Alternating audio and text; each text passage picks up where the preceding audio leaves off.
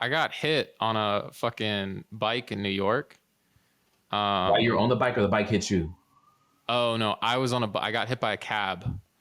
And Oh. that was actually different because it was physical. Like it was bad. This is a long time ago. I was on my way to a bar, and I was biking on the city bikes, and I was crossing straight, but I had the right of way, like next to a crosswalk, and then a taxi cab like swerved to the right, and it happened in slow motion almost. I was like, no fucking way. And it did, like, it hit the car, and he like stopped, but he still hit me to the point where the bike knocked over and then I knocked over. And it kind of did, like, I don't know, I had a headache afterwards and all that shit, but in the moment, like right when it happened, I jumped up immediately, which in my head I was like, okay, I must be okay. And then like my heart started rushing really fast, and I started yelling. I was like, well, who the fuck are you? Why the fuck would you do that? Why do you think that's okay? Without even thinking about it. And I was like, you gotta, because he was totally in the wrong. So the bike was in the middle of the road. This is right next to Columbus Circle. So huge amount of traffic. So I was like, what the fuck? I need to get my bike. You wait here. And then he like pulled to the side, and then I got my bike, and like all these onlookers were like, holy fuck. And once I got the bike, I started walking back. The dude drove away. So. Oh, wow. Yeah, it's really fun. Number. Yeah. The license plate number, I should have. Yeah. You guys Did you really get stupid. Hit and run magnets. Were you okay? Yeah. I don't know. Is that why you have these problems now? Concussed. Damn. Let's see. I don't know, Grandpa. I don't know. It's No, either that or genetics, right? So it could be. Yeah. It's either the taxi cab in New York or you. So well, it could be the other side of the family too. Mm-hmm. It's all fucked. It's fucked from all sides. Yeah, no, you're doing fine. Who do you think is crazier, Grandpa? Your side of the family or my dad's side of the family? And this is not on record. No one's ever going to hear this. I'm not going to answer. Is it not on record? That on He the just grounds lied. that it might incriminate me. Yeah, he just straight up lied to you. This is not correct. As is recorded. Cool. We're 9 minutes early, but do we want to like start? Let her rip. Let her rumble. There you are. Oh, I thought we'd have to do the show without you, Brandon. Mm-hmm. Podcasting will be a thrill. Grandpa and chill, grandson and friends.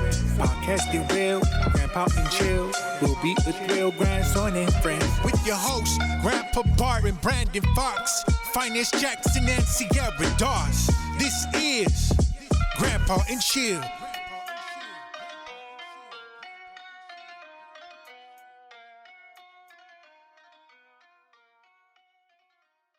Okay, Grandpa, you want to do introductions today? I wouldn't know how. Well, I could, start out by saying that we're having a podcast tonight. I think it's called Grandpa and Chill, and this is the first time that I've announced it, and should be a lot of fun. We're going to have a really nice guest on this evening. Forgot her name already, but what's her name, Brandon? I believe the first guess is Cara or Kara. Cara. Okay, well, good evening, Cara or Kara. Our first guest is Lindell. Lindell. Okay. All right. Here we go. And once they're on the clean feed, I just need to make sure that Kershawn Thomas, is that the Zoom name? No, actually my son. I don't know why it's showing that my son been on my computer. Oh, okay. Let's get you in here. I'll walk away for 1 moment. No problem. I got to deal with the bird. Rosie said, I'm staying, but I want to talk to Lindell. How are you doing? What's up? I don't know how long you've been listening in, but we were just talking about basically traffic accidents. Yeah, I heard Crazy some stories. I'm actually waiting to see waiting for Grandpa to answer the question. See which side of the family is crazy. Yeah, right. I think if he thought it was his side, he would have answered the question. Wow. So, yeah. Wow. He also hates the other side of the family. Oh wow. Okay. Yeah. We can swap stories while he's not here. Actually, Yeah, just throw all his business out there as soon as Yeah. All right. Have you ever been in any traffic, anything, Lindell? Yeah, actually, I back in the days, man, I used to ride dirty, man. I actually slid into a wall trying to avoid a car with my son, man. Oh shit! Oh, wow. Yeah. Oh shit! Yeah. I didn't care about the car, man. I was riding with no insurance, so I didn't want to hit the people that because they had actually they had got into an accident in front of me, and I to avoid them, I slid and hit the wall. And they were like, I called a tow truck to come get me. They're like, "Where are you going?" I'm like, "I didn't hit you. I'm out. I'll see y'all later." I get that. No, that sounds about right. Yeah. That's about what I would do. Wow. Were you in the car good? Yeah. I was cool. You know what I mean? My main concern was my son was like, I think it was like 1.5, something around there. Yeah. And this joker ain't move. I mean, it felt like Thor hit the car, and all he did was just, and, Yeah. That was it. That's good, man. Other than that, man, yeah, that's it, man. I think that's it. Yeah. Do you think you I'm would trying to ever be in avoid a those things. Yeah. I guess It's weird. I feel I do too, and yet I'm here all the time in this situation. you should try to do some things with insurance. Maybe you can try to figure something out since you're a magnet. Yeah, that's true. Be like I'm those sure your dudes on Better insurances. Call I'm sure your Saul. premiums are out of control. Would you ever let someone hit your car and walk away, run away? Like, how would you handle that situation? And what would your advice be? Yeah. Taking advantage of the situation. You know what? I'll be honest with you. I'm older now. You can hit it. I got insurance, so you can do what you want now. I got good insurance. You hit it all day, man. I'm good. I'm just gonna call the insurance company. You know, nice. I'm not worried about it now. Back then, I'd have been crying. I would have had to figure it out, but I'm good now. Yeah. So if someone backed into your car tomorrow morning and they were like, "Hey man, it's all good. Like, it's not my fault. I'm walking away," and you're like, how would you handle it? Would you try and keep them there? Would you just? Nah, man, because it's weird like that. Trying to keep somebody on the scene, you can get hit with like kidnapping. Really? I'm in Florida. Yeah. I had a dude break in my house. Yeah, I had a dude break in my house, and I held him there till the cops got there. And he took off running. The cops told me I'm lucky he ran because they was gonna hold me, charge me with kidnapping. Are you serious? He broke into your house though. He broke into my house, but I held him there till the cops got there. And they were gonna charge you. Mm-hmm. They said I was lucky that he ran away because they was gonna hit me with kidnapping. So I wouldn't try to keep any. Yeah, I wouldn't try to keep anybody. Not in Florida, bro. What is the full story? Did you know him or you just? Yeah, it was a friend of mine. That's what made it even worse. Oh, okay. That was a friend of mine. Okay, that's different. Okay. He came back like, "Hey, what's going on?" And this was so old, bro. I'm aging myself. This is when the first PlayStation came out, and I was the only one on the block with it. And he had just came back from out of town, and all of a sudden it disappeared. And then he came back to my house, and like nothing happened. He eventually admitted he took it, but he sold it, so whatever. Dang. That does change the story, though, a little bit. Now, at first I was thinking like a burglar came into your house that you didn't know, and then you kept him trapped in. I'd be like, that shouldn't matter. But if it's like a friend that you like, nah, bro, you got to give me my stuff. I mean, he came back, and we just act like we were just like acting like we didn't know what was going on. We were just like, all right, cool, hey, till the cops got. I had my other friend call the cops. We were just sitting there, shooting, talking trash. And once we found out, the cops was outside, we told the cops, and that's what happened. Dang, was he over there? Trouble? Sorry. Huh? Did he get in trouble or? No, he took off running. Oh, okay. It just I only imagine, this is just me daydreaming about it, but since you only have one of the only PlayStations on the block, now that you don't have it, I feel like this would have been boring coming over your house. We've been like, all right, let's just sit here and talk stuff. Like exactly, because the funny part was everybody used to come over to my house because I had it. It's like, yeah, what's going on in Dell house? We were playing the game. It was good. We were good. Everybody knew it was all good, man. So there was no need to steal from me. Right. So when he came back in town, then all of a sudden it just this, and what made it bad, like he didn't touch my Sega, bro. Like I had just bought a Sega Saturn. He didn't touch my Sega Saturn. I guess he felt sorry for me, but he took my PlayStation. Okay. You guys still friends? You know what's funny? Oddly enough, he called me from jail last week. That's hilarious. What did he get? Is it okay to ask what he went to jail for? It? PlayStation 3? Nah, he tried to break into I think a check cashing store or something, bro. So it was crazy. Got you. Yeah, man. So what did you get out of the friendship at the beginning of it? No, we were cool. He was literally You were my yeah, we were cool, man. We kind of grew up together. You know, I mean, we were friends. Even when he, you know, it's a lot. It's a little bit of a history there, but we grew up together.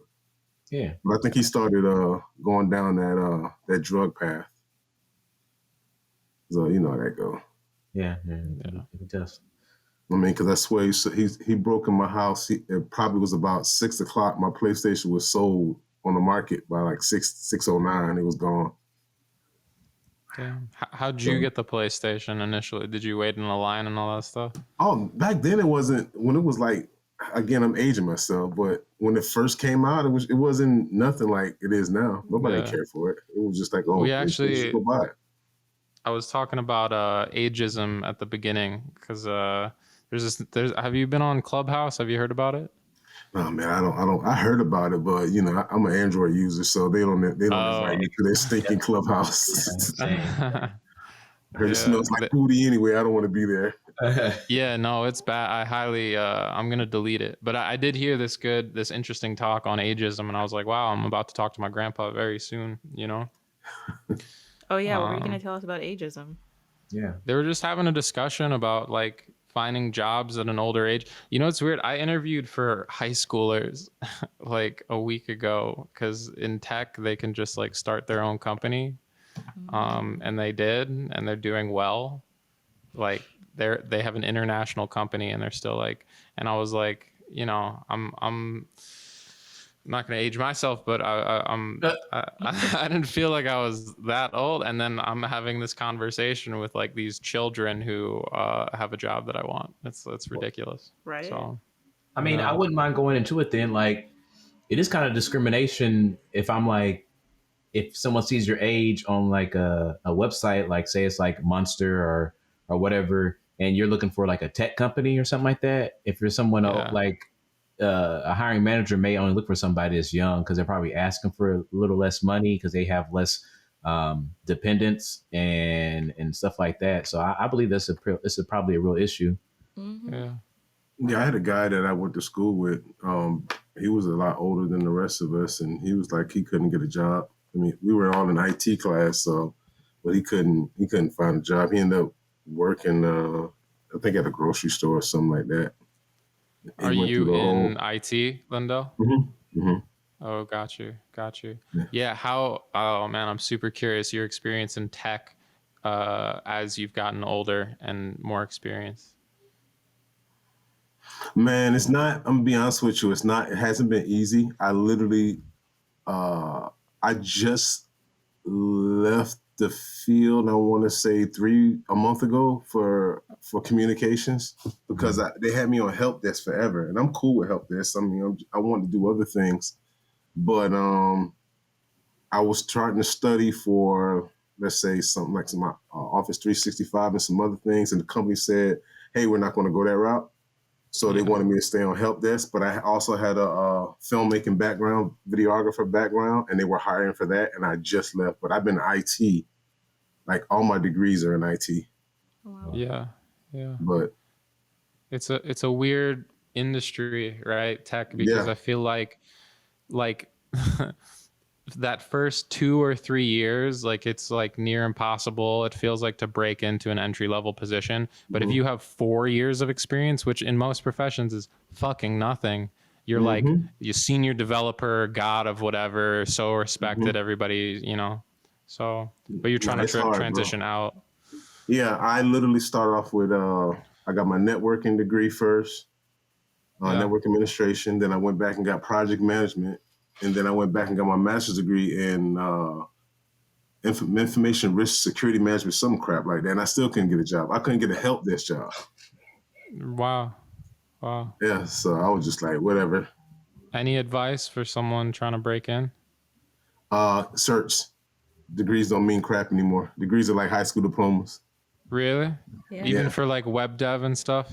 Yeah, degrees are like high school diplomas.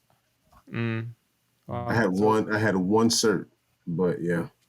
So you have to be certified by what, like Microsoft or someone like that? Whatever field that you're going to go into. If I were you, I would if you're going to go, if I'd have known better, I would have stayed down a network path. And kept going there, got my N plus, and then probably got some other stuff going in there. I would do that because I got a couple of network guys that I'm cool with at work, and those guys are banking. Like one guy quit, and he got a job making at least start off. No, he said I don't come out my house unless I'm getting paid $45 an hour. Hey. Wow, what the heck? And that's just How much was that? How much was 40, that? 45 an hour. Not bad. Yeah. Yeah, 45 an hour. And for tech, that's not even like, oh my God, right? That's just like, oh, cool, 40, right, yeah. Yeah, exactly. Crazy. I have a question, which is really kind of off the subject in a way, but Please. I have a constant emails that are, fraudulent emails or scams trying to get money. And it seems to me like it's getting worse and worse all the time. And I'm just wondering why the government or no one can do anything about it. Their calls are coming in locally, but I can tell from the accent that they're probably coming in from another country. And Right. I'm just wondering why no one is doing anything to stop it. It's almost like I'm thinking about changing my email address because I've got so many of these, and they look legitimate. They look like they're coming from my bank or from Comcast or from whatever. Whatever you do, the one thing that I do notice, because we have these a lot of what I think are called phishing, is when you look at it, make sure you don't apply to anything that says re. It starts off with re, like it's like like they're trying to reply to whatever. That's one thing that you always make sure don't apply to or reply to. And another one that I always look for is always look at the graphics. They can't match the graphics totally, so it's always something off. On like if you got your bank that says, hey, we need you to log in here, I usually go to my bank. I go to the actual website and then look for anything that they're saying. But as far as them stopping it, they're selling information. I'm thinking about older people who maybe aren't as sophisticated about computers, right, whatever, and how they can be, money stolen from their accounts and everything. Oh yeah, how serious it is. Yeah, it is big time. It just in general, even when I was working help desk, we had a lot of the older nurses who just weren't computer savvy, and they would click on stuff, and we were constantly like trying to fix their machines because they didn't know what they were doing, and they thought it was something that was from the company or from somebody reputable, and they I think, matter of fact, I want to say November, somebody accepted something and they had to shut everything down. I think in November, I think it was. Did you get a lot of help desk tickets for senior citizens God. And? Yeah, well, we dealt with a lot. We dealt with a lot of nurses, so a lot of the older nurses who didn't want to, who wasn't transitioning well from paper to doing everything digital. So yeah, I love nurses, but they were the worst to me. Yeah, no, I worked as a nurse assistant for a while, and as I was starting, they were starting to transfer from paper to computers. This thing called like Epic. It's funny you say that. That's one of the things we're switching over to right now. Yeah, and boy, oh my God, taking classes with it'd be because I'm in the class too with all the nurses getting re-educated and new people coming in. And I'm sitting there like, dang, these nurses don't know how to do nothing. Nothing. I promise you, it's bad, bro. It's bad. It's so funny. Now I give it to you. It's tough. I mean, they're really good at their job, but it definitely slows stuff down. Yeah, don't give them anything technical. It's a wrap. You do that. Well, Kirsten, you said you're switching over to communication. Mm-hmm. Now, what area of communication? Tell me what that means. I think it's a broad field, isn't it? Yeah, well, in our department, we labeled it communication, but it's pretty much like marketing. We do a lot of filming and graphics and stuff for the company, and go out and take pictures and do a lot of the handle a lot of the website information and stuff like that. I was just happy to get in the field. I love.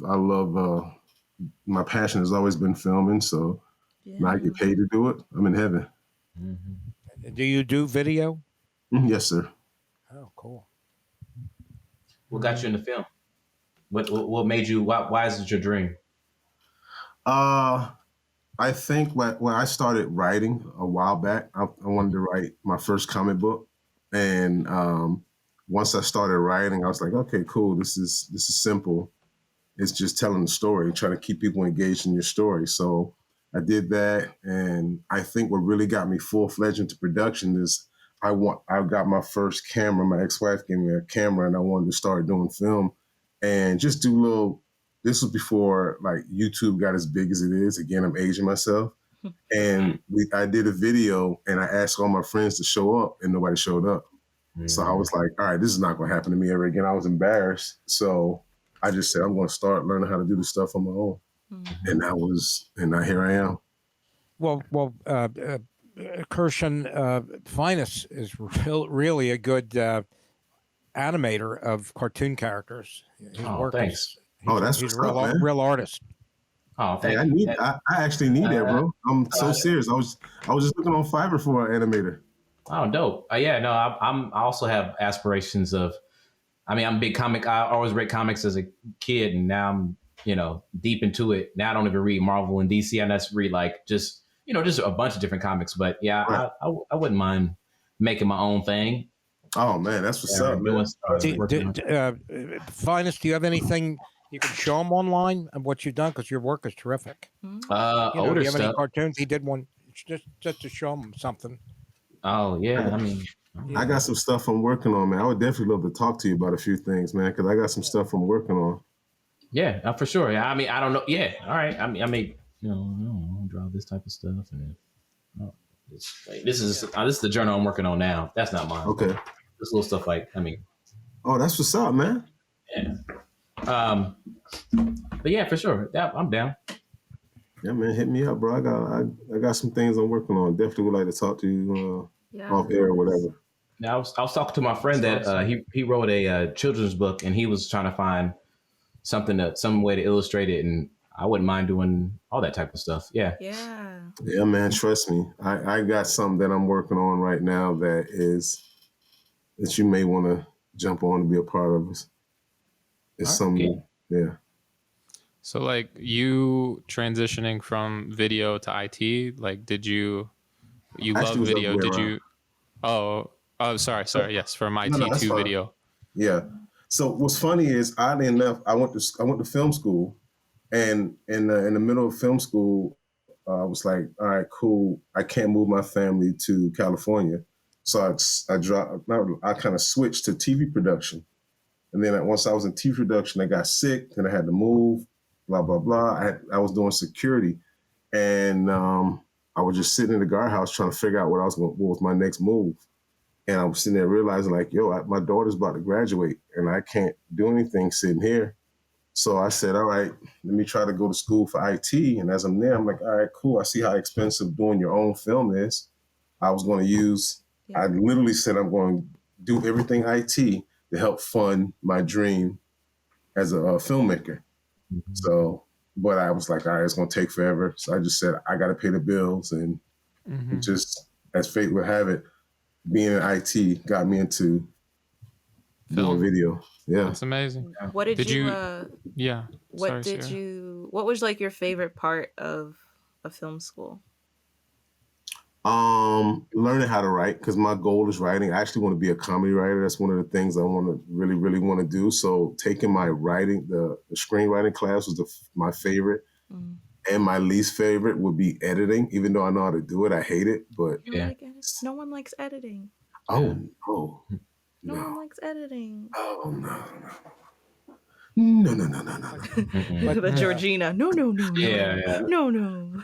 But Sierra, you like editing, don't you? I do like editing. Yeah, she's a great editor. What do you like about it? Tell us. I love one of the reasons I love anim, it's like the same with like, I was just thinking about this because I had to record a piece for like a project I just did. I just finished Sunday. I just finished it Sunday.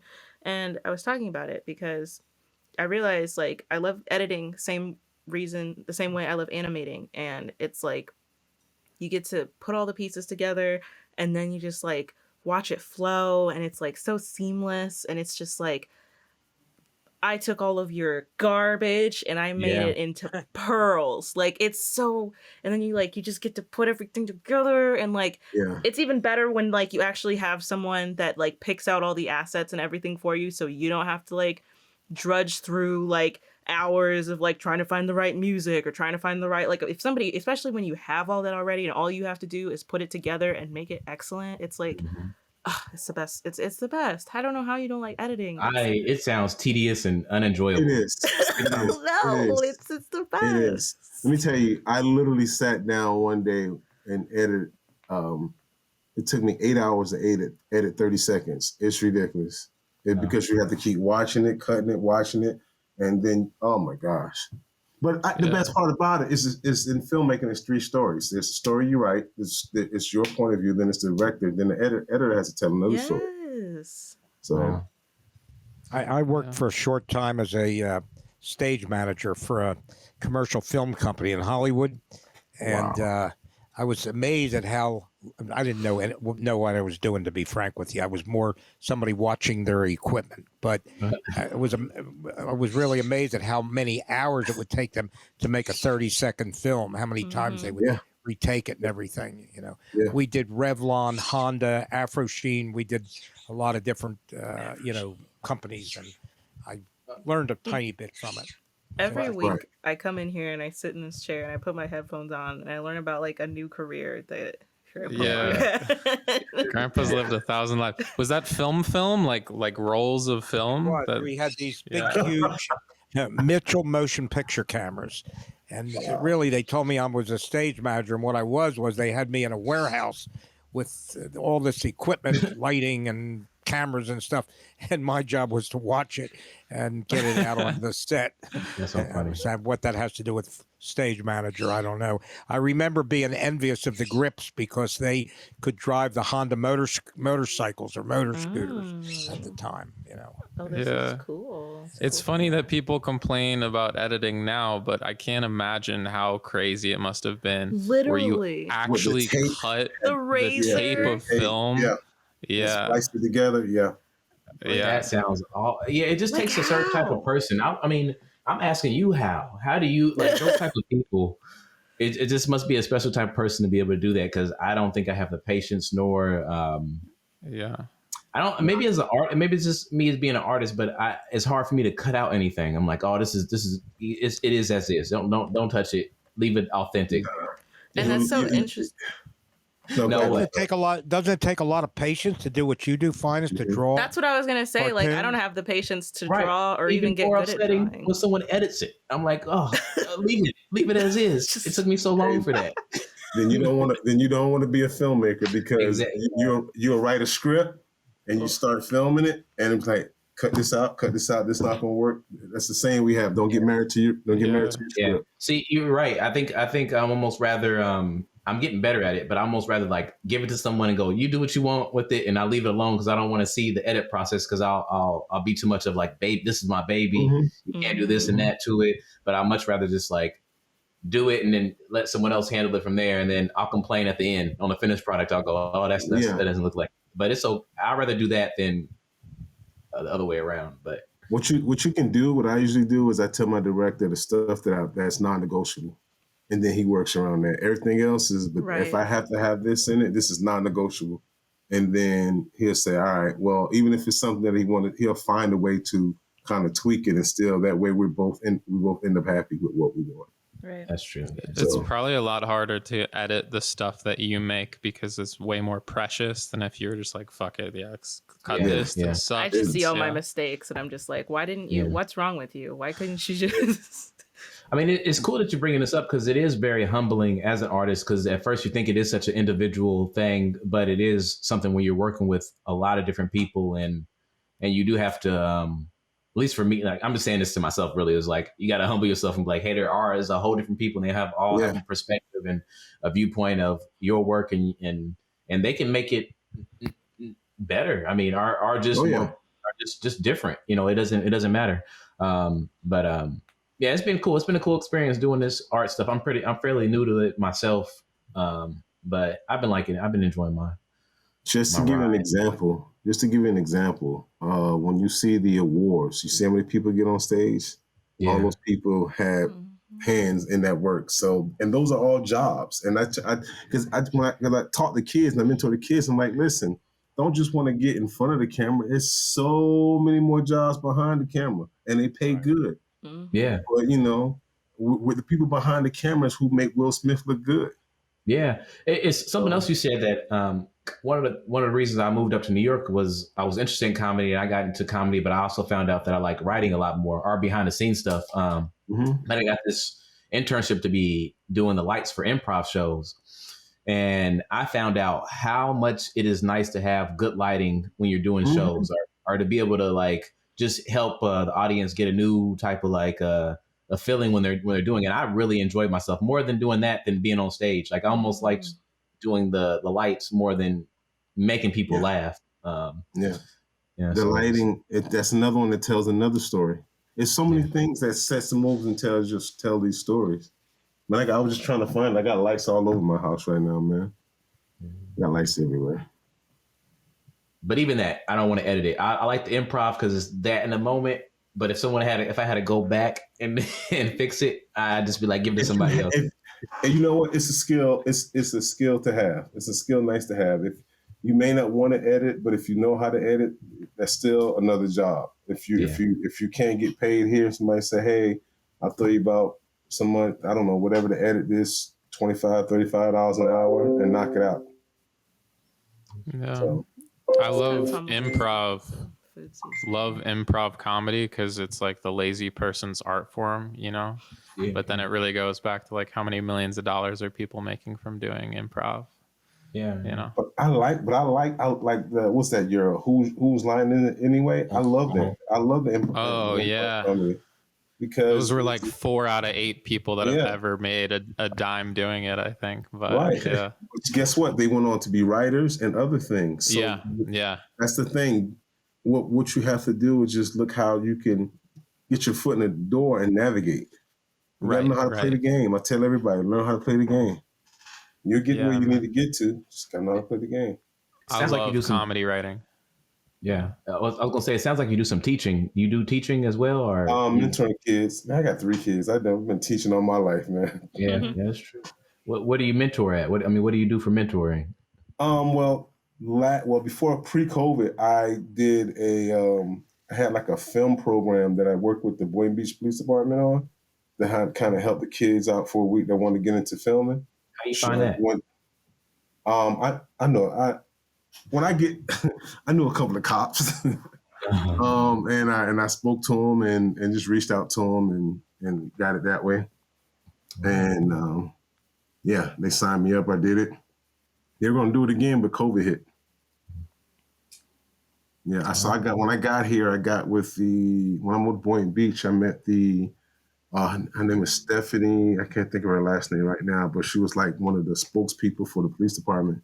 And I was doing a documentary, and she liked what the documentary was about. And she got me one of my first interviews with the police chief, and it just went from there. Not important, but my stepson has a business right across the street from Boynton Police Department. Really? Yeah. What's the Grandpa... It's called Superb Signs. He does engraved signs and rubber stamps. Okay. Yeah. Every time we've ever mentioned a location, Grandpa always has a story on that block. On that block. That means it's like, oh, you lived on X Street? It's crazy. I had a house in your backyard. That's like, yeah. Did you see me? I was there. Yeah. 1982. Oh, okay. I know what this is. Is he one? Look. Is he one across the street? I think he is. He is. He's not far. It's not really across the street. I know exactly where this is. He's on First Street. Right. This is hold on, let me see. This is First Street. Bro, this is like the networking episode. Yeah, it is. A little shop there. He's been there for years and years. Yeah, I know exactly where he is. Not too far from. He's right across the street from the check cashing store, and across the street from the church. Yeah, that's right. Yeah, I know exactly, and the post office. I know exactly where he is. He's right down the street. Yeah. Is that where you're from, Boynton? Are you from Boynton? Yeah. No, I moved to Boynton. Originally, I'm from Miami. Yeah. Yeah, man, I had to get out of Miami. Well, why is that? Yeah, bullets was coming through my window, man. Oh wow! I lived in the hood, bro. I heard about Miami. Yeah, man, it was crazy, man. People were literally riding down. Man, First 48 was literally around the corner from my house. Almost every episode. Yeah, it was crazy, man. Wow. I went to Miami one time, and I just remember driving down the highway. It was like literally like the car in front of me to the left and the right. I could tell all three of them were drunk, like really fucking drunk on like a Thursday night. All three. And I was really, really nervous. I never, not my age, but this as a younger person, I just never thought. I'm from Indiana. So when I grew up and we thought about Miami, I did not think about any crime at all. I just like, that must be a place where like shots. Everybody's on the beach. I don't know. Yeah, like party, flow riders there or something. That's I don't know about today, but that used to be the drug capital of the world. Yeah. It just shows you how sheltered I was, I guess, because I just did not think that. It wasn't you. That's just the side they wanted you to see. Don't cross the bridge, man. They Hollywood it up, right? They put this like big mama. But it's actually it's like spring break. It's like this 2-week event that people have there, but it's not actually what it's like here. Yeah, nice. It's you know what? Miami Beach is nice. It's cool, but it has its parts and its rough sides too. But I lived in like Liberty City, little Haiti area. So if you ever want to look that up, man, it was. That's where you grew up there. Yeah. Gotcha. Yeah. Wow. Yeah. You must miss the beach though. You're in Philadelphia, am I? No, homie. No, I'm down the street. I'm in Boynton Beach. I'm 5 minutes away from the beach. I don't have to worry about it. What's the weather like today? Oh man, I think it was extremely hot, somewhere around there. It was hot today in New York, like 55 degrees.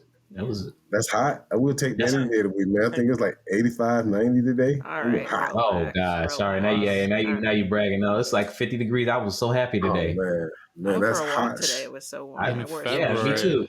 Yeah, no, I was happy. I was like, dang, global warming. Yes. Oh my gosh, I would take that any day of the week.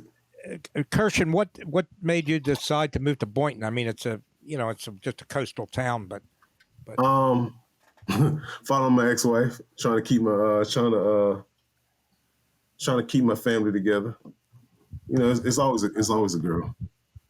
Right. Mm-hmm. More money. Yeah, money or a girl. To get the girl, money to get the girl. Exactly. Are you glad you made the move? Like, are you happy? Oh, absolutely. Best move ever made in my life. I tell her that all the time. I said, I'm glad I followed you up here. My life got better once I moved up here. Wow. Do you ever visit Miami sometimes, your old neighborhood? Only if I have to go film something down there, but I go that far in Miami, but my parents still live in Miami, so. But as far as going down where I used to live, I try. How do you feel about it going back? I'm sorry, Grandpa. Do you have a question? No, I was just going to say, do you do the actual camera work? Mm-hmm. So like what do you use, Canon C300s or what do you know? This is my baby right here, GH5. Oh yeah. GH5S. Oh yeah, great camera. And my first introductory camera was the G7. Great. So yeah, man. Oh, you faithful. What camera did you get, Grandpa? Pardon? What camera did you get, Grandpa? You got a video camera. Well, I just bought a Blackmagic 6K. Yeah, we got one of those at work. A lot. See, You a lot of like stuff it, I or don't. yeah? I do.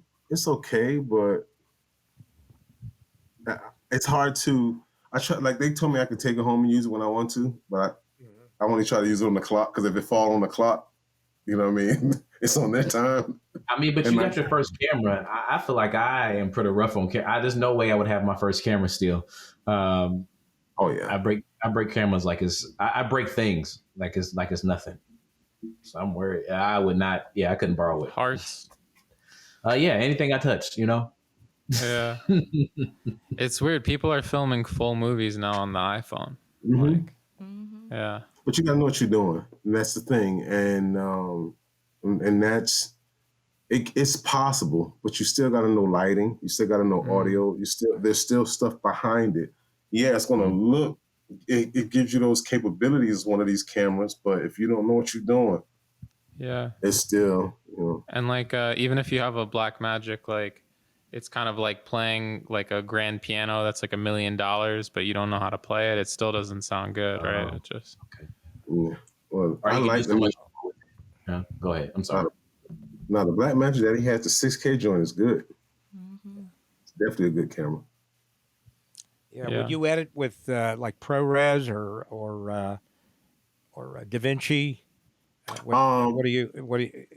I use Adobe Premiere right now. All my friends and my coworkers use DaVinci. I just been too stubborn to switch over. I like what I like. So, but they swearing up and down by DaVinci, bro. They're swearing up and down by it. And I'm like, I can't do it, man. What's so good about it? They just said it's a lot easier to edit. They said it's a lot easier to edit. I've heard that too. But I learned the coloring is like. Yeah, I heard the coloring. Yeah, I heard that too. You edit on DaVinci? I have DaVinci, but I also have it. I'm basically the same boat as you. That's I've been using hilarious. Premiere, and I also have DaVinci, but I haven't opened it yet. Yeah, I have It's too DaVinci. It's scary. sitting there. I just like, because it's easier to just to pick up. It's a learning curve, and if I have to edit something real quick, it's easy to pop open Premiere and just do what I need to do. I need like a fun, just like hobby project or something that I can fool around on that on. Like I can't use it for work if I don't know how to do it. That's just going to be like hours of time wasted. Kirshen, give me an example of like something that you filmed. What type of subject matter or genre or whatever? I did my first. All my stuff is on my YouTube channel. It's called Go Live Films. I did a drama in 2019. I did a comedy. Literally, I just got the thing on Facebook that I literally did it a year ago, before COVID really hit. I did a couple of spoof cooking show called Cooking with Manny. Yeah, everything I do is like I said, it's on my YouTube channel. I don't want to get too technical, but how do you determine? Like, you have a lot of choices with these cameras today. What codec to use? What?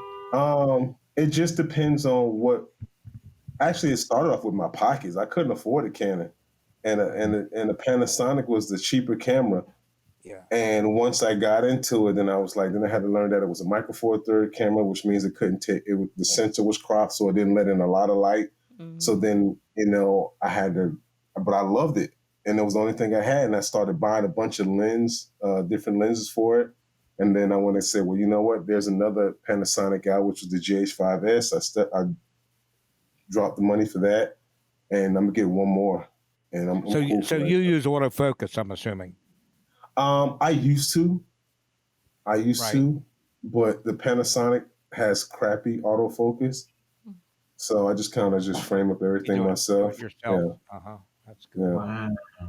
I used to be an autofocus, but these, like I said, the Panasonic sucks for it. Sony and Canon. And those lenses can really add up to some money. The lenses and the lighting. Yeah. The lenses this is so funny. This right here, I so happen to have this is my Cinematic lens. Yeah. This was like $400, but I have one that right now that I bought it everything a year ago. I bought it. It was like $800. Yeah. But yeah, they're pretty expensive. Do you see the difference between the 800 and the 400 lens? Is it worthwhile? Yes, this one is more of a cinematic lens, so it's going to give you that cinematic look. What's the other spec one on that? This is 35 millimeter with a 1.5 stop. Okay. Wow. So that's real low light. Yeah. And the other one that I have, this one here, this is more of a just like your photography lens. 12 to 35. Remember, like I said, because it's Panasonic, it say 12 to 35, but in camera world, it's actually 24 to 70. Because remember, Panasonic is crop. Crop. Yeah. So it is crop. Why do they crop it for? I think they did it as a way to just I never had to figure out why they did it, but I know it just doesn't let in as much light. It has to do with the sensor size.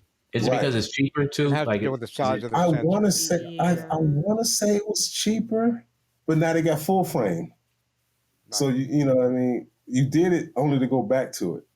I can understand the mirrorless. The mirrorless because the mirror cameras are heavier. So when they made a mirrorless, okay, that means it's a lot lighter. I never really understand. I want to say it's because it was cheaper that they did it with the whatchamacallit? Because it's more resolution. I mean, it's less resolution when you crop it, right? Yeah. So they'd be trying to cut corners. Yeah, pretty much. I see. Lindell, we've got our next guest. Just okay. I'm sorry, I took off all your time. No. We enjoy talking to you. So great. It's great. Yeah, it's interesting. I love having somebody to like nerd out with on like camera work and videography and all that good stuff. Do you have any socials or anything you want to plug and share with the audience? Yeah, I'm right now. Just everything is Go Live Films. GOLIVE. Films with a Z. Okay. Cool. And also HarkViz. HarkViz is my newest company that's coming out soon. HarkViz, HARKVIZ. Awesome. Thank you so much for coming on. Thank you so much. I appreciate you. Enjoy the rest of your night. Nice meeting you, Kershaw. Same here.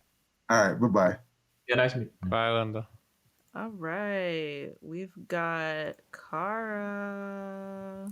Hello. Aloha. Hey, Hello. Thank you so much for coming on. You've been listening in for such a long time, haven't you? Ooh, I love your glasses. Oh, thank you. They're, I think they're Tan France brand glasses. So. Where are you calling in from? I'm currently in Atlanta, Georgia. Oh, very cool. I just moved down. That's awesome. Oh, really? That's cool. Yeah. New York was totally shut, so I was like trying to find career opportunities. But yeah, Atlanta's the only place that I've heard of so far the industry is actually working right now. So yeah, it's a great place to be. When you just like open everything up, I guess so, for sure. That's what I was thinking. Yeah, the restrictions are not maybe what they should be, but yeah. Well, it's crazy. So, like, yeah, how open it is. Yeah, I've told this story before, but I legit was walking down the street and I was like, oh my God, that's the longest line for a COVID clinic I've ever seen. And then it was like, oh no, it's a club at 4:30 p.m. Like, they were all waiting to get in. Damn. Yeah. So, yeah. It's over. Yeah. What area of Atlanta do you live in? I live in the south side of Atlanta, so like in the suburbs down under Atlanta. I lived in Atlanta for 20 years. That's why I'm asking. Oh, really? Yeah. What area were you from? Well, I lived in Roswell, and I lived in right off of Roswell Road, just south of the perimeter for a while. And primarily those two areas that I lived in when I was there. I was there for about 17 years, actually. Oh, wow. Yeah. So, What do you do in Atlanta? Sorry. Pardon? I'm sorry. That's okay. Go ahead. I ruined it. You're sorry. totally fine. I'm an actress in Atlanta currently. All right. So exciting stuff. Yeah. Are you doing are you getting any work right now with the situation? A lot of extra work. Lead roles are another story because I need an agent for those, and I just moved here, so nobody's really taking anyone right now. But a ton of extra work. Nice. So, yeah. Have you had any crazy situations on set before? Well, I mean, I'm not going to say the name of the set because I might go to jail if I do that, but there was a set set down in Savannah. They had us in like 1950s era clothing and skirts, and like I think it was 20 degrees outside at the time. And we were on set for about 14 hours, and we didn't get any food, and we only got one chance to go inside and warm up. And so I thought I was fully going to die for this set. Damn. Yeah. It wasn't ideal, but I feel a lot tougher now that I survived that. I've talked about it before, but that crazy COVID TV thing that aired recently, I'm not gonna say anything more than that, but like, yeah, it's a really hard time to film, and it's really weird and difficult for sure. So I feel you. Oh yeah, I love that we're doing as many COVID tests as we are doing for sets, but it also just takes up so much time, and you can't book a COVID test on the same day as you book a set. So it's a lot of days just spent doing COVID tests is what my job is now. I think I had 7 of them like sent to my whatever, like my location, and I had to do it myself and like it's for sure.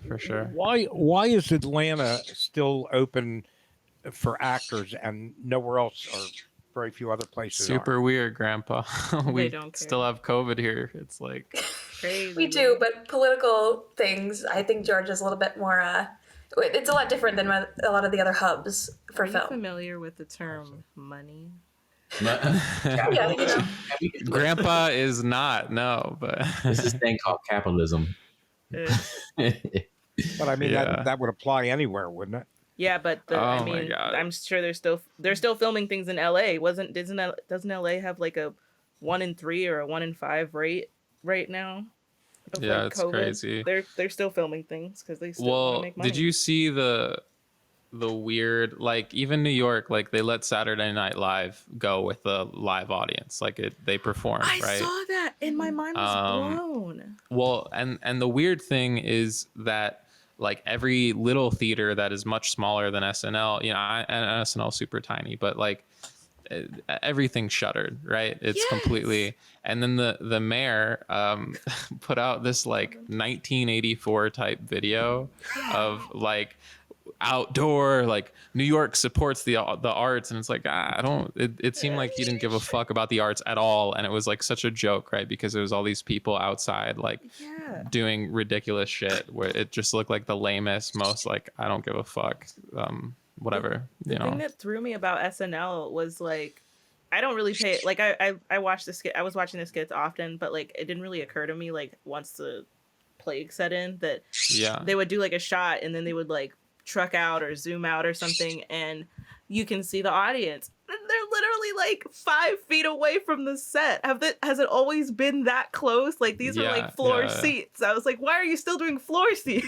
Are you kidding just me? like the fuck thing is like indoor dining has been on and off closed in New York forever, and it's like make up your mind. Like do you want like your baby TV show on and people that are like way more socially distanced and not in an audience performing without masks like in a restaurant or so?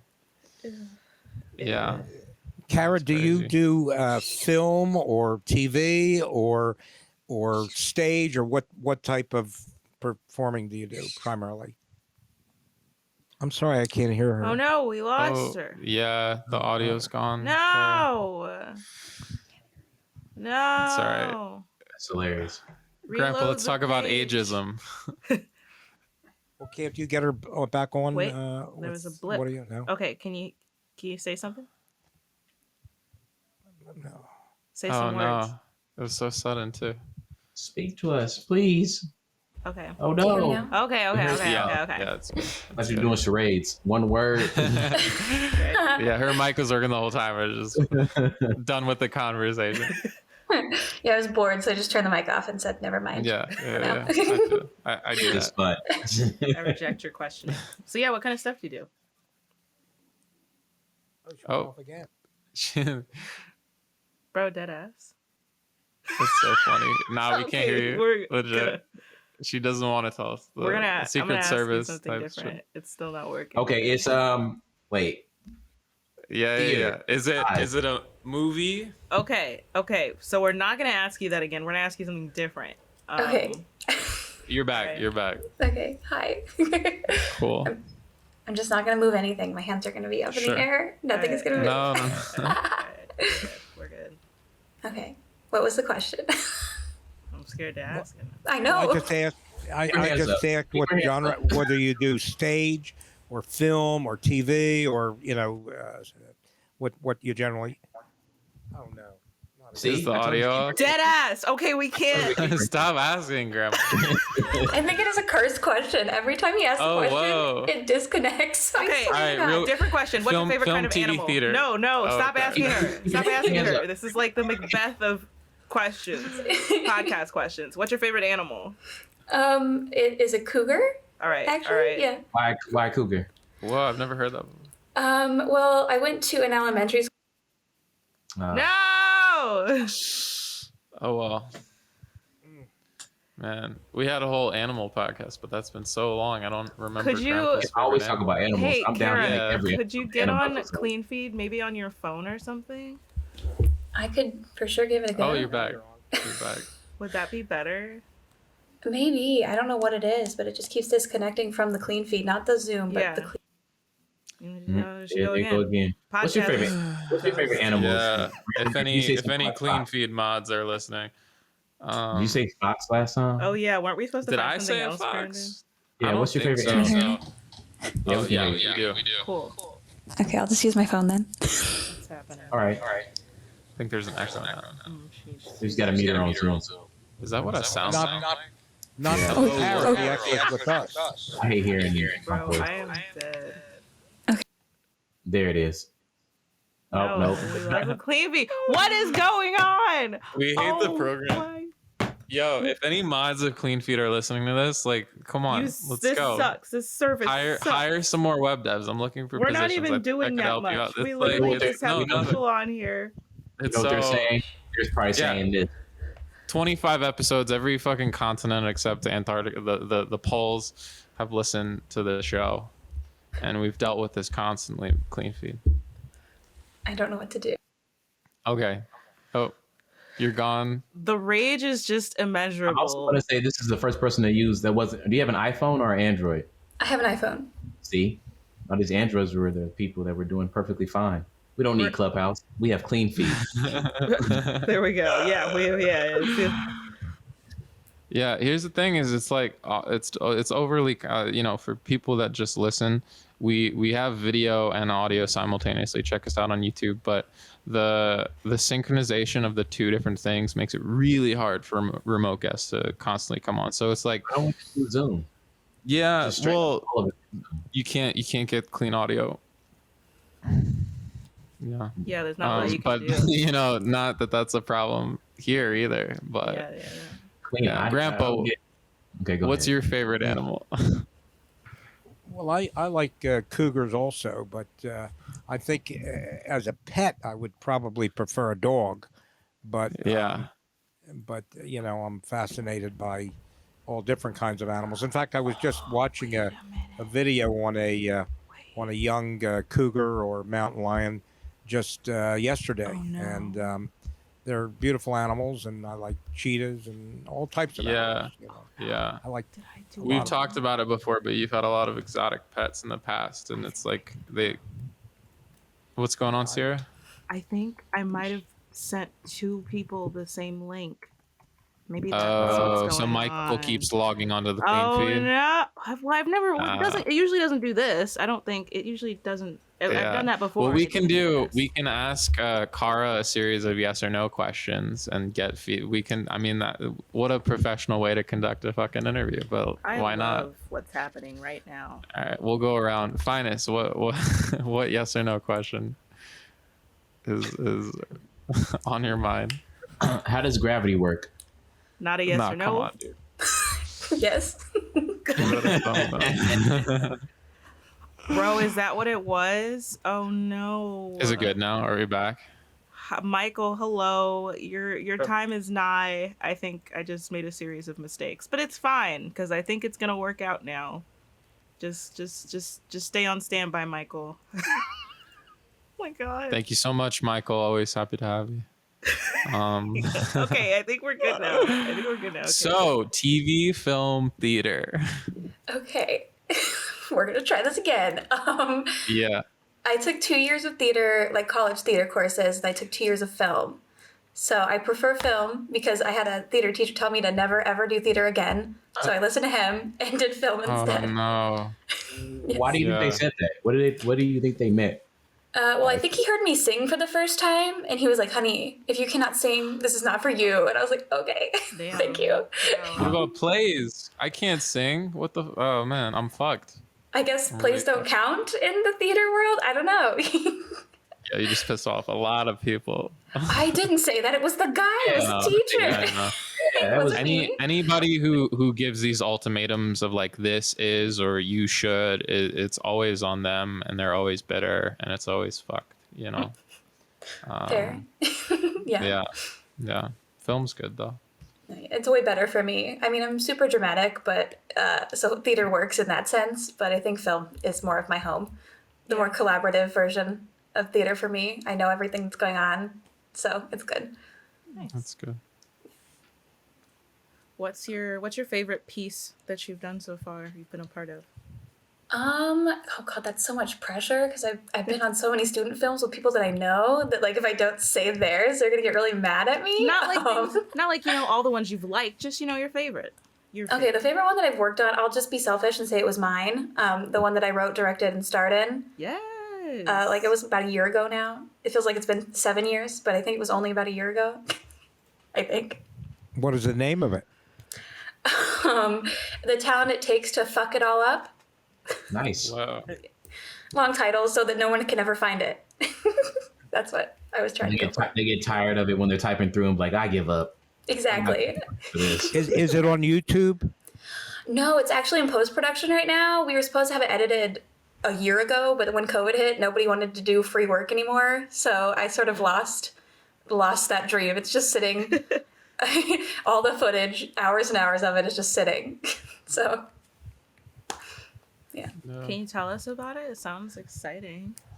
Sure. It's like a 15-minute short film about a girl who goes to like an acting school back in the 80s. And instead of following her dreams, she like follows the dreams of her boyfriend, which immediately allows her to snap and then kill him with his boxers. Oh, yeah, this is good. Of course. Choking or like a blunt object? Well, what happened is she just smothered him with the boxers, which in real life is pretty impractical, but it was funny to watch and be a part of. You probably can do it. Yo, probably with time, and patience. Yeah. That's 7 of the 15 minutes. Yeah. Whoever you're trying to kill has got to be willing to be murdered because it's going to take a lot of time. I can't wait. That sounds amazing. Well, thank you. I hope it will be one day.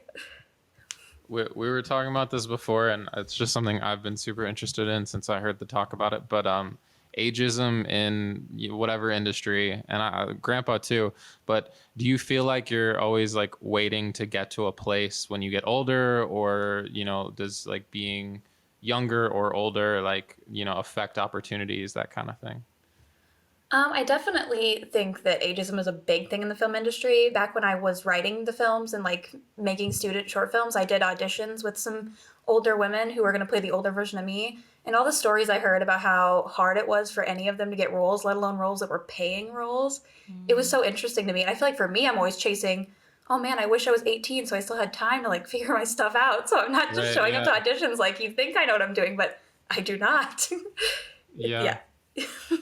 I remember being like 20 and being like, hey, teacher, like, can I play 19? And he's like, fuck no.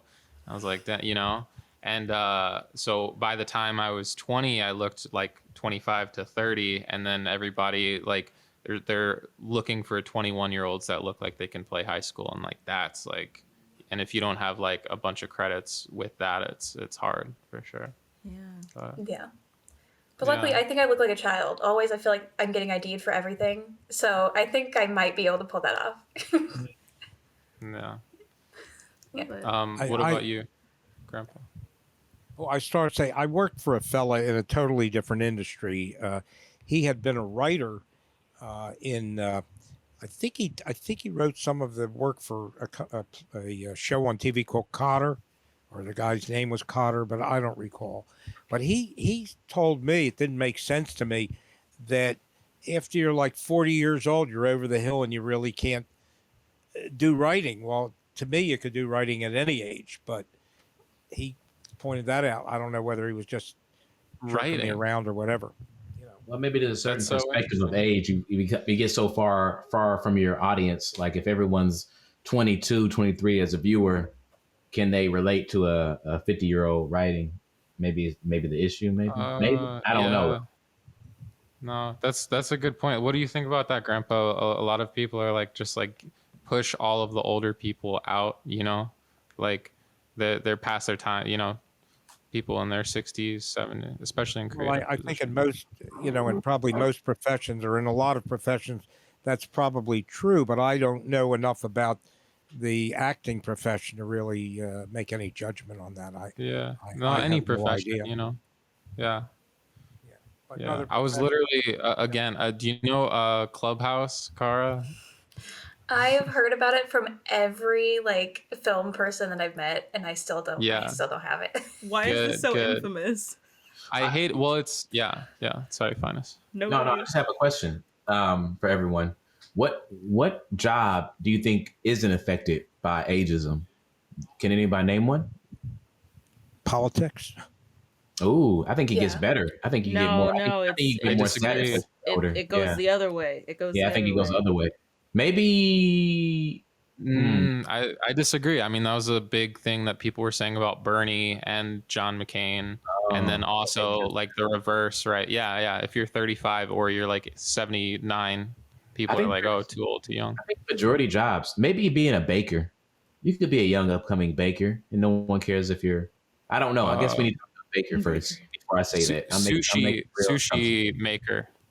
I don't know. I feel like that's kind of. I feel like if you're a young person, you don't understand enough. Yeah. Artists. Have you seen artist is good one. Yeah. I'm sorry. Jiro Dreams of Sushi. Have you seen that? No. They filmed it like 5-10 years ago, but it's about like one of the greatest like sushi chefs ever. He has like I think 3 Michelin stars in Tokyo, and he was 93 when they filmed it. I think he's about to turn 100. Yeah. When did he get named the best? Was it like at age 12, or would he have to wait? Maybe 80, 85. I don't know. Oh, okay. Pretty old, yeah. You still got hope, Grandpa, for your Thanks sushi a lot. Did you find it harder to get jobs though, the older you got, when you kept looking for new positions, or? Are you talking about me? Yeah. You're talking about Grandpa? I'm talking about you, Grandpa. Yeah, well, I had businesses of my own, so that wasn't an issue. Cara, can you this show or movie that you're having edited? You said you're having it post edited right now. I'm finding somebody to edit it right now. Okay, right. Yeah. Okay, yeah. You're making. Do you know any of the lines of it right now that you can give us one line from it? It's been so long. It's been years since I even looked at the script. I don't know if I can even think. There was probably a line like, "Hey, yeah," or something like that in there. Just like a really short response line I could probably conjure up, but I don't know. You could reenact the smothering scene. Yeah, well, there was a whole angle where I was just like looking at like this, like and it was very beautiful. I would look very terrifying. Maybe. That sounds great. That sounds awesome. Can we keep this networking train going? Are you still looking for an editor, or are you just waiting? I am still looking. I'm literally just hoping that one will appear at my door and be like, "Wow, I just could sense." Yeah. Sierra does all the editing completely. I'm an editor. If you need some. Ooh. I love it. You want to edit a really insane short film? Yes.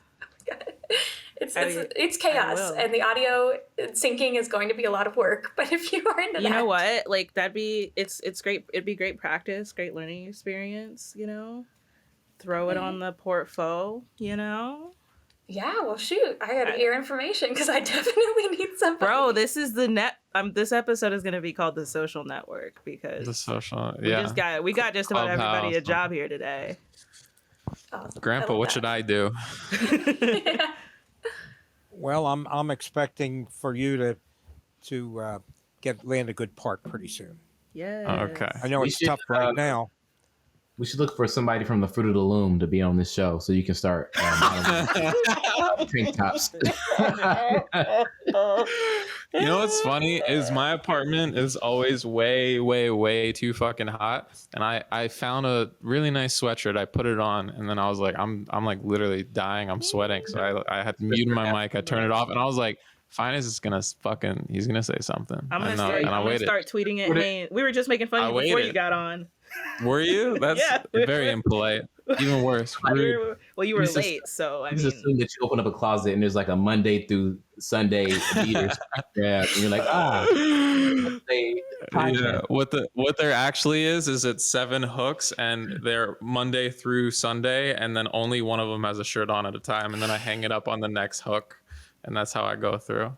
So I don't know. They should be paying you, is all I'm saying. It's very warm in my apartment. This is not fucking Fruit of the Loom. This is like Haynes even worse country, okay?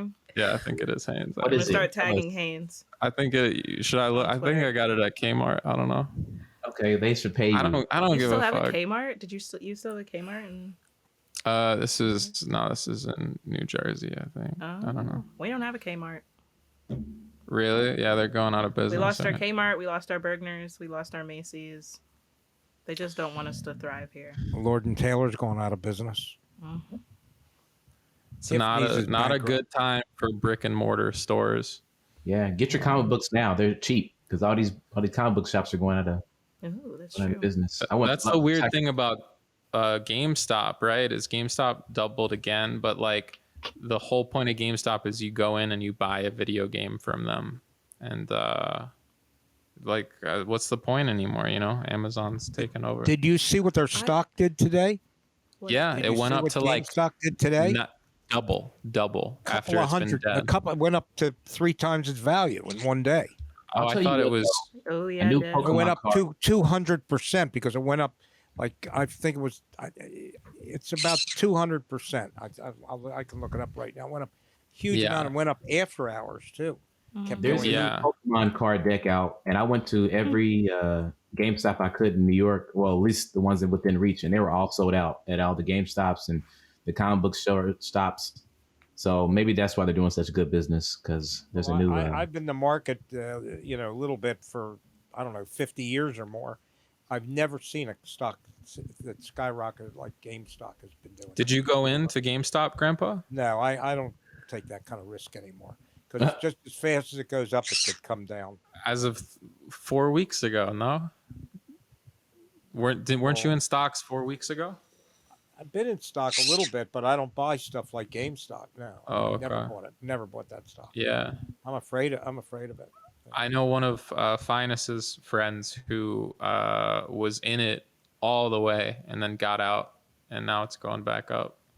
So that's the thing. A lot of people were talking about it. Is like you think it's so good and it's like amazing getting back at people, but you have to get out at the right time, which makes it just straight up gambling. Yeah, that's exactly what it is. It could just be investment. You could just put money in it and wait. Well, are you? Oh yeah, you're fully in now, right? You talking to me or your grandpa? Finest, yeah. Oh yeah, I mean, I bought stock, but I don't look at it like buying and selling every day. I look at it like, hopefully, if inflation happens, maybe this $2 will make it into $6 in the future, and then me and my kids can go buy Slim Jims and. The good premium. GameStop went up 274% today. Dang. I've never heard in 50 years of a stock doing that. That's unbelievable. It'll never happen again, probably. Either. Well, why? What is going on? I mean, it's like has something to do with Reddit. I heard, but just trolling. Tell me about Reddit, Grandpa. What do you know so far? Nothing. I stay away from companies like that. Yeah. It's all these like younger people on this like electronic forum, web forum, whatever, that like talk about like they coordinate. They're like, we're all gonna go into GameStop and we're all gonna like squeeze short bets, basically. I don't know if you know about that, but yeah. No. And they probably have wiped out a lot of people that have sold short. Yeah. Or bought short. Yeah, like hedge funds, like big. But the other thing is now a lot of people lost thousands of dollars who didn't have it to be. They lost their stimulus checks and. Cars just vibing here. Yes. I started dissociating there for a minute. I'm sorry. So another good investment would be to invest in a new play or show or movie or something like that. It's another very risky. Yeah. That's how you bring it. Hard to make money. Do you have any Atlanta recommendations? Acting classes or great restaurants you've been to or anything? I've only been here for about a month and a half, so my scale is very limited. But I've been to one restaurant called Palmer's, and that one restaurant was great. It was where you come from? I'm from Colorado. Whoa. Oh, okay. Where it's cold all the time. Hey. Yeah. Nice. Yeah. It's so weird that it's like a little cold here, but there's no snow at all. Like it can be 30 and nothing, Yeah, I love it. I don't miss getting out like an hour before I'm supposed to be somewhere to scrape the snow off of my car and to wait for my car to heat up. I don't miss that at all. Colorado is insane for sure. But it's beautiful. If you can stand the cold, good for you. But I can't. No, yeah, I miss summer. You might want to check out the International Farmers Market in Atlanta. It's a very interesting place. It's huge. Okay. Called the International Farmers Market. Okay. And they have people working in there from all over the world and fruits and vegetables from all over the world. It's terrific. Okay. That sounds like my vibe. I would definitely do that. Brandon, I bet they have some dope spices there too. You know what's funny is right before this podcast I cooked. What's going on? Is that your smoke detector going off, Brandon? I think your phone's not mine. No. I put that lemon pepper all in the soup that I made, but it was the only spice I had. But so I just like dumped it. But I did. Gross. How was it? It's bad, but I cooked the spices for the first time. I hope you don't have high blood pressure now. If you could see my face right now. I can't. It's not, Is it because you're having a stroke? Are you okay? No. I'm just okay. Let me stop. I don't care about you using spices. I don't know. Some people don't use them. Pepper in my soup and nothing else. Well, I never use spices. That's why I don't own any. But I use spices, but I also don't use them all the time. Sometimes I don't. Sometimes the food I'm eating is so cheap that they already put all of the spices in it for me. The finest. What do you cook? What do you enjoy cooking? Are you a good cook? Oh no. I like. Oh man, I don't want to admit what I like to eat because it shows what I eat. I like buttered noodles. They're good. Okay. They're fine. They're really easy to cook. All you need is salt and pepper and butter. I like avocados.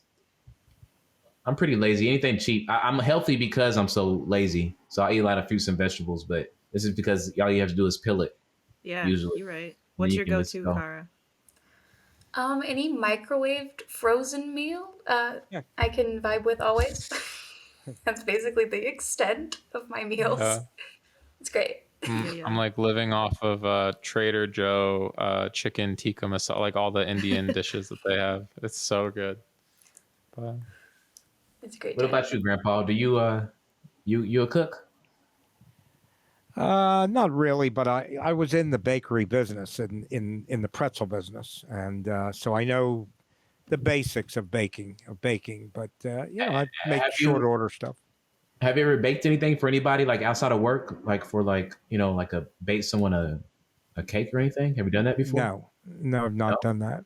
No. Wow. How about you, Cara? Do you cook at all, other than the fast food stuff you buy, frozen foods? I grew up in a household where like beef stroganoff, and we cooked beef stroganoff. That was like a treat. We were like, ooh, we cooked something like good for us for winning. So I can make pasta. I can make a good taco, a pancake, and that's about the extent of my cooking abilities. There's some skill in a good pancake. Yeah. I don't know. Yeah, I don't know if I can make one. Even a taco, I've never made. Like I love tacos. Can I tell you my greatest tragedy? Yeah, Sierra, what do you like? What do you? Well, I'm really good at making soup, and I got a wok like a couple years ago, and I just started using it during the first quarantine. A wok. What is it? What a is wok that? for cooking like stir fry. It's like a huge, like, I think it's like 12 or 16 inch, basically like a giant cast iron bowl with a huge ass handle on it, and it's like specifically like shaped and, I don't know, welded or whatever to cook stir fry properly. And so I do that a lot.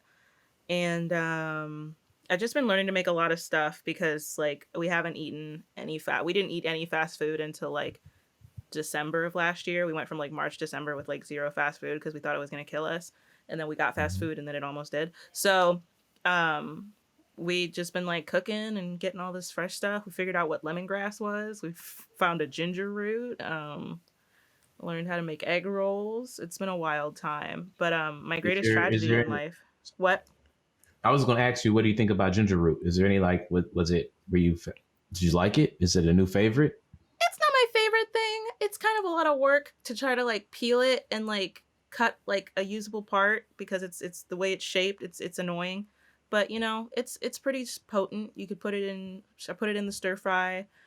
If I'm using the wok, like I try to put like fresh garlic and fresh ginger and like all the fresh stuff in and like minimal spices. But then for anything else, if I have ground ginger, I'm doing that. But it's not my favorite thing, but it's pretty good. My mom puts it in her tea and she says she likes that. But speaking of pancakes, I was making pancakes and I saw this video on YouTube, and it was one of those silent quick recipe videos, you know, that are like under 5 minutes basically. And this person was making, and it was like all in Korean with like subtitles. And this person made a souffle pancake, which is basically just like a small, maybe like a 2 or 3 inch diameter pancake, but it's like 1.5 inches tall. It's like a souffle pancake and it's perfectly fluffy. It's like a dream. And I was like, I have to achieve this. And I was like, this is what all of my home cooking has like prepared me for. This was my moment. And I got like some egg whites and I was like, I did all this stuff. And for the love of my whole life, I can't get this shit to work. I've tried it like 5 times, and every time it has ended in me, like, it starts with me like, oh, I'm gonna surprise my parents and I'm gonna like make them this dope ass pancake shit they've never had before. I'm gonna have like some blackberries on the side and I'm gonna like get the orange juice and get the coffee going.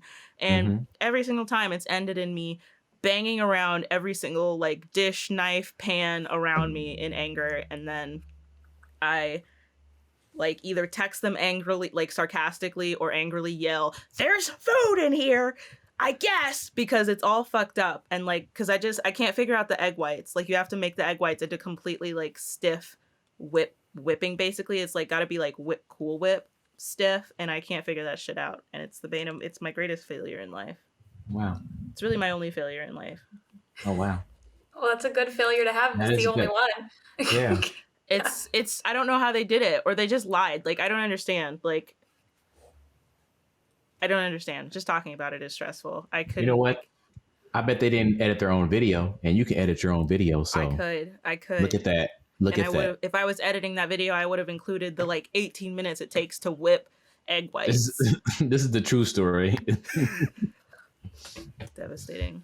But Cara, long pancake tragedies aside, we have our last guest coming up who I sent the wrong link to in the first place. So okay, I'm gonna make sure he gets on here before he gets mad at me.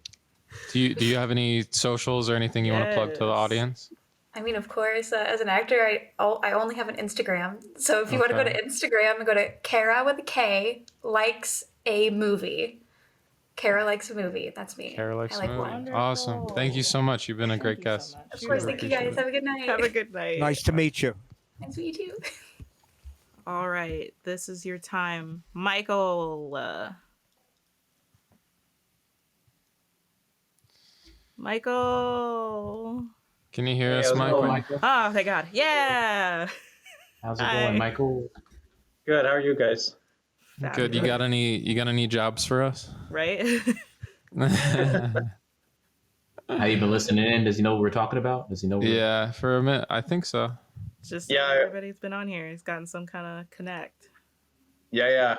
I logged in a couple minutes ago. I was on your feed and I heard something some audio issue, which I think might have been my fault somehow. But no. This is what happened. This is what happened. Okay. So Yeah. every episode, I go and I look at the guest list for the night, and then I go and I make individual links for each guest on CleanFeed. And then I just got to copy and paste those when I send you your email. And so I must have just made Kara's link and just double copied it and I forgot to make your link. And so it was so funny because every single time we were trying to ask Kara like one question, and every single time she was about to answer it, you jumped on and it caused her audio to drop out. And it was the funniest thing ever. Like she dead ass tried to answer the same question 4 times. I sort of, when you sent me the new feed, I kind of understood suddenly that that's what must have been happening. Yeah. It sort of felt like Matthew McConaughey in Interstellar trying to send a message from the That's future to hilarious. the past. Yeah. This is more difficult, but right. thank you for reaching out. You must be computer savvy because I wouldn't know that. I wouldn't know that was the cause. So Not especially, but as soon as I got the new feed, I was kind of like, okay, that's what the issue must be. It kind of clicked. Yeah. I had that moment of clarity, and I hope I didn't interfere with you too much. But no, you're golden. You study statistics? Do I? Yeah. No, not at all, actually. But I'm the artistic one. But funnily enough, my brother is actually a statistician. He studies sports statistics for a living. Wow. How's that treating him? Sorry?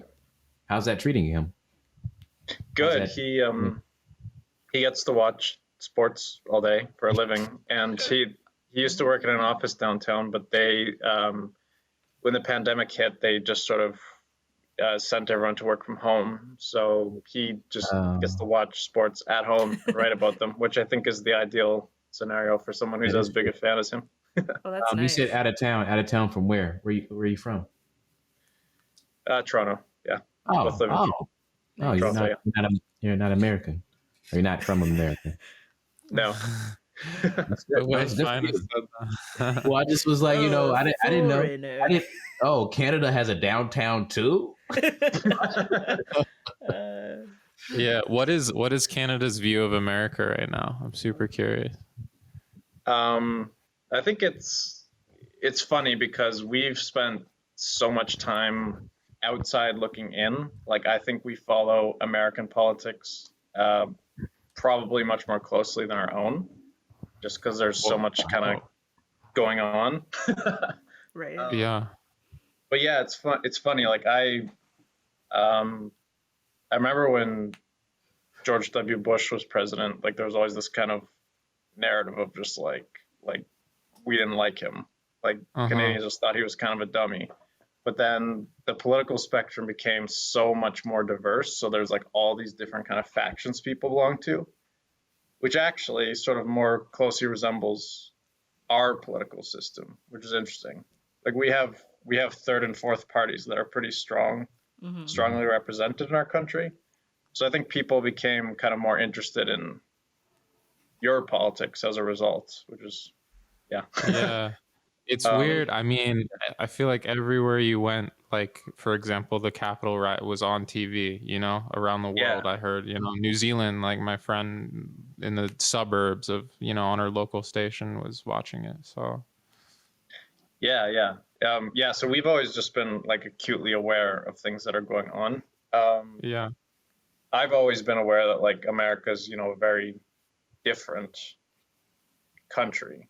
Just in itself. Like there's so many different pockets of America that I've never really had like one, myopic view of it. Sure. I don't think a lot of Canadians understand that like someone from New York has a different life than someone who lives up in like the Rust Belt or down in the South. I think stereotypically from what I've heard, or just in my point of view, the way that a lot of Americans think of Canada in a positive way, but this is my first time using this word. I don't know if I'm using it correctly, but myopic. It's like very single lens, like it's a nicer place, and slightly to a lot better than the U.S. most of the time, and like that's it. I have a daughter who moved to Canada recently, Vancouver. She loves it. Right. Yeah. Really Wait, it's really? Yeah. Oh shit. I need to do some more exploring of. I need to do some more exploring of my own country actually, because I have never really been that far west. So I haven't really been out to BC ever. What's BC? It's funny. Sorry, British Columbia. Like the westernmost. Okay. Yeah. The westernmost province in Canada. I've actually never been there. It has a huge film industry, and lots of people are kind of from there or move there to pursue their passions. But I'm on the complete other side of the country. I was talking to someone from America just today, and I said I was in Toronto, and they asked me if I'd ever been to Alberta, which is like west of me, but not quite as far west. And I just felt like I'd failed as a Canadian ambassador because I was like, no, I haven't been there. Sorry. Lost interest. Yeah. I took a little vacation in Quebec a few years ago. Loved it. Beautiful city. Yeah, I worked there a little bit because Montreal is like not terribly far from where I am. You can get there on the train, you can drive there, so it's like pretty accessible to people in Toronto. In normal pre-pandemic times, like it was not out of the ordinary to just go to Montreal for like a day, or like people just go to Montreal to like party and stuff. So that's Montreal and kind of the surrounding areas in Quebec are places I really, really enjoy. They're also interesting. Sorry. They're also fluently French over there, so it almost feels like you're traveling somewhere else entirely. Yeah. Do you know French? Yeah, I was forced to study it. Like it is mandatory to study it when you're in school, but you can opt out of it. I don't know if it's still the same way in high schools, but you can opt out of it like in your junior year. So I haven't studied for French for a really long time, but I used to have to study it like every day, and unfortunately, I just don't use it. So it's all fallen out of my head. But yeah. Yeah, a lot of my favorite artists come from Canada, especially in comedy. You know, like Norm Macdonald and Carrie and Justin Bieber, of course. Justin Bieber. Yeah. Your favorite comedian. Yes, Biebs. I wonder what makes a lot of Canadians so funny, like statistically, right? Like there's so many entertainers from Canada. Yeah, that's absolutely true. There's this really kind of endearing sort of thing in downtown Toronto, actually, where they have like the Canada Walk of Fame. So you can walk down kind of one of the bigger streets in the city, and there's just like blocks and blocks of like famous Canadian people. So, You said, Michael, that you do artistic things, and what is your genre? What type of artistic things do you mean? Acting or art? What type of form of art? I'm primarily an actor. I've always been really intensely interested in film, so I actually have a small production company here in Canada. We produce kind of psychological sort of horror stuff. That's my genre. That's the stuff I like working on. With that territory, I've kind of been venturing a little bit into like partnering up with people to write and produce stuff. So, Are you on YouTube or Netflix, or where is your work already being shown? Yeah, if you look up Hollow Ground Pictures online, we can you'll see like various trailers for our projects and stuff like that. There's one festival we kind of got into in March, which hopefully is going to like kind of platform our work on one of those like virtual film festivals. So I'm pretty excited about that. Ooh. Yeah. You've never been on the show, right? No, I was on this show. Yeah, I do remember. I was like, "This is the Jordan Peele fan." Yeah, the likes. Yeah, that would be. You had less hair last time, right? I had way less hair last time. I was right down to my scalp when I spoke. That's what it is. I was like, this all sounds familiar. I was like, I've heard. Okay. So, Michael, what's the normal? Do you usually have like a shaved or buzzed head, or you always have it grown out? So, 2020 took me on the wildest hair journey imaginable. Same, bro. Same. I probably hadn't gotten a haircut for 6 months, and then things shut down. So I had this crazy long, like puffy hair, and I was like, it was kind of like gross actually. Whenever I do like a self tape, I'd like wet it so it wouldn't look so puffy. So I had this like black like hair slicked back all the time. And then I was preparing to actually shoot something, and I just like couldn't look like that. So I wanted to get a haircut, but nothing was open. Things briefly reopened where I live, and I just missed the window entirely because it was a holiday weekend. Damn. So I was like, I really badly need a haircut. So I actually called up a friend, and he shaved my head for me, and he just took it right down to the scalp. So some people I'd never met that I was just working with for the first time were like, oh, he's bald. And for everyone else, it was like a huge shock. They're like, where is your hair? So my friend, it was kind of more practical that he did it because he was kind of doing continuity on his own project. Yeah. So every like 2 weeks or so, I'd meet up with him and he'd shave me down to my scalp again. So some people were like, amazing. Yeah, some people were like, wow, you just have like really short hair. And some people were still not quite used to it. My own mother, you know, she jumped out of her skin when she saw I was bald. But that's hilarious. So I have all these like, it's weird because we're coming up on a year of this pandemic, right? So I have all these like photos that keep coming up as memories. So I've got this really, really long hair. And then there's other stuff I'll come across and I just have no hair. So this is probably what I looked like more or less in the before times. Like I usually tried to keep it kind of neater, but I ran the whole gamut over the course of 2020. And is this your favorite, you said, of all the hairstyles, or which one do you like? I shaved my head. Phines knows we were hanging out back then. Wait, but, do you have a picture of yourself like that? Did you know I was gonna do that?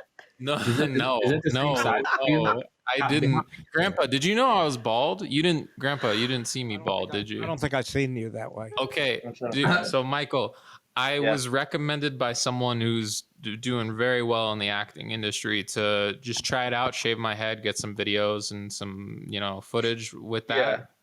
All different kinds of beards and all that stuff. There's a video on YouTube on 7 different styles, but I went to shave my head and I didn't have a friend to do it. And it was same as you. I didn't get a haircut before the pandemic. So April, May, June, somewhere around like April or June. I shaved my head myself. And I had this electric razor for like 4 or 5 years, like just a buzzer. And I started buzzing and I was mad nervous because I never had short hair. I start to buzz and I get all of this. All this is gone. So it's just here. It's just the sides and the back, and the buzzer dies like on video halfway through. And I'm afraid to go to like a convenience store. It was like height of the pandemic and it was late at night. So everything was closed and I was not about to go to sleep. So all I had was like my two shave razor. And I literally think I was shaving my head for an hour and a half, 2 hours straight, just like exhausted. And it was really, but I can show you pictures if you want. Yeah, I just found my bald self here. I got to get rid of this. Remember that guy. Whoa, yeah, dude, you look so different. Now I'm unrecognizable. I found another funny photo. So. I always recognized you, Michael. So I didn't, obviously nobody could really do a Halloween party this year or anything. So I just took it upon myself to celebrate Halloween alone. But I was 11 from Stranger Things. That is great. Whoa, you look just, that's you. I'm dead at That is you look just like her. 11. Wow. Yeah, well. Unite. Boy, I wouldn't even recognize you, Brandon. Wow, you have such like a round head. Like, I hope that's good.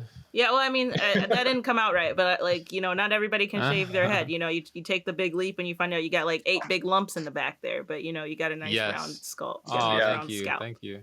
Here's me dressed as Gwen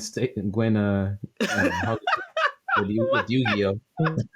Is that? Oh wow! How'd you get that, Grandpa? You have any old photos of you? I want to see. Apparently. Yeah, but I'm not going to run and try to find them right now. Oh, come on. Eventually, I'm going to give them a lot of your family. See, folks, this is why you Not go on to the the YouTube phone? channel and you watch the video version. See, it's the kind of content you can't get just by Yeah, listening. yes. Apologies to the audio viewers, but we look ridiculous without hair. Yeah. Grandpa, can I ask do you mind if I ask you about hair for a second? Go right ahead. Okay. Did you ever shave your head, and why don't you shave your head? I guess I like having some hair on my head. Yeah. I'm starting to lose like and I don't care. I'm past, but like all this stuff, and then a little bit at the top, and there's gonna come a day where it's just a lot of it's gonna be gone, and it's a painful process. Yeah. Well, you know, but I think that you'll have the same self-confidence with or without your hair. And now I don't think it's going to make any difference you'll make in your it work. self-confidence. You'll make the look work. You've seen it. You've seen Thank it. you. Happen. You've seen it in real Thank life. you.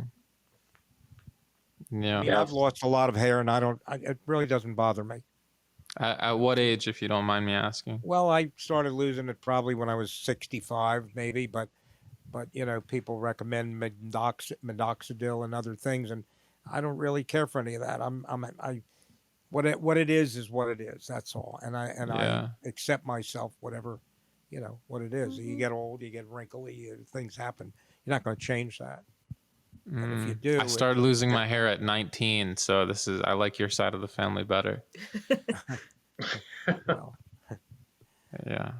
Anyway, we can talk in depth about it another time, but more time to come to terms with it. I used to be bald. Really, you have great hair. Yeah, thank you. Gray? Yeah. Did you say? No, I used to be bald. Great. Then he said I have great hair. Oh, great. Yes. Like you shaved your head on purpose, or? Yeah, I used to keep it. I used to keep a fade because it's a lot more low maintenance. This is hard to take care of. Yeah. They do stuff like that at my barber shop, which regrettably I haven't been there in like a year, but I go to this nice barber shop that's pretty close to me, and like it's like a party. Like the guys are always like so like up and active and kind of joking around with you and stuff, and they're like really keen to your requests and stuff. So I really miss going there. There's always alcohol. Always alcohol at the barber shop. I didn't know about that, but I know there's always someone trying to sell CDs. Yeah. And no one ever buys CDs. I'm like, what are you doing trying to sell CDs still here? Really? Like the barber or the? At the barber. No, they're all the barber shop. They try to sell CDs or like DVDs and be like, have you seen? I got anything on DVD. What you want to watch? Soul's on DVD. Here, I got it for you. I'm like, how did you get this? They give it to you, or you have to pay for it? You have to pay for it. They're not gonna give it to me. That's in New York or where? I mean, just in regular barbershops. I mean, this is just a normal barbershops for me. There's always someone trying to sell like colognes or incense it's Black History Month, Brandon. You're asking too many questions. Yeah. This is black barbershops. There's always someone in there trying to sell something to you while you're sitting there and you can't move. You're stuck, and that's when they come in. Right? Yeah. You can't leave. Yeah. I love the barbershop so much. I remember I was in New York once. We were in like Times Square. I think we were teenagers. My cousin and I were like walking around Times Square for some reason. And like our little kind of naive, innocent Canadian selves, we were walking around and this guy was pushing his CDs on people. My cousin just took it out of his hands and just started walking away and like didn't pay for it and wasn't aware that it was a transaction. It's really funny. They try to get you, but if you push it, you can keep it. Like someone tried to give me a bracelet and then they gave it to me and then they tried to charge me and I was like, but you said this is for me. Yeah. Yeah. You got to be careful. In Times Square, there's a frequent scam where they try and like sell your CD, and then as they do the handoff, they drop it, and then it like breaks or whatever, and that's how people try and they freak out.